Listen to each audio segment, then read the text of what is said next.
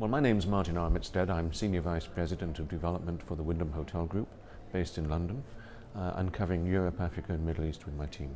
Great. Thank you for talking to Breaking Travel News today. I believe Wyndham released a positive set of financial results the last few days. Yes, indeed. They came out Q1 for 2011, very successful, very positive quarter, across the three different divisions of Wyndham Worldwide. Within Wyndham Worldwide, we've got Wyndham Exchange and Rentals, Wyndham Vacation Ownership and Wyndham Hotel Group. The vacation ownership and exchange companies did very, very well, and I'm pleased to say also the hotel company was very positive as well.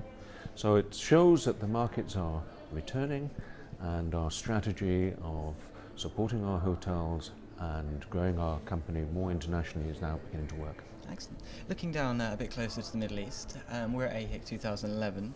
A lot of people have been saying perhaps the market and the luxury end is saturated here, perhaps not going to recover for a couple of years. Is that your view?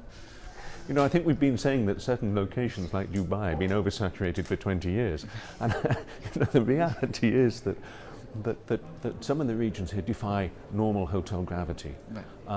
And we have to take into account that what's going on in the region, in many of the countries and emirates, in the diversification to become regional hubs for transportation or international hubs for transportation, service centres for insurance and finance, centres of culture, for meetings, conferences and exhibitions, for leisure travel, for sporting events. The diversification that particularly Dubai, but Abu Dhabi and Doha, the other two I'd really single out, have really done, has been phenomenal. You know, and I think we are a little bit concerned. You look at the projections of the number of hotel rooms that are required for 2022 in Doha. I've heard figures of 80,000 and 90,000 as to whether that is sustainable.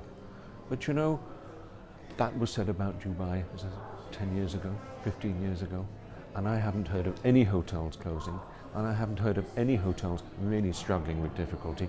They may not be making the profits that they made 4 or 5 years ago, but they're not starving. But they're still profitable.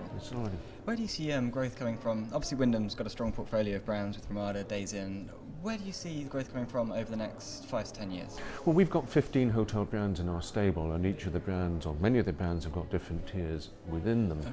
We have grown Ramada very strongly throughout the region, with 6 open in Dubai at the minute. We've quite a lot in Saudi Arabia and Jordan and other locations. There is still growth opportunities for us for Ramada in its different tiers. We opened on the 25th of December last year the Ramada Encore in Doha. It's our first Ramada Encore in the region. We manage it. I'm delighted to say that it won the award as the best economy and mid-market hotel at this conference this year. Okay. That's a great accolade.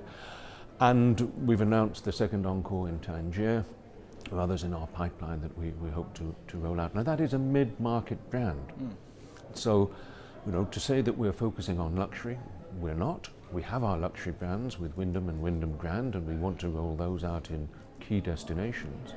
But the challenge for us is coming into a city like Dubai with a Wyndham Grand and actually making it grand enough to stand out in what is quite a crowded and a very competitive but a very exciting marketplace.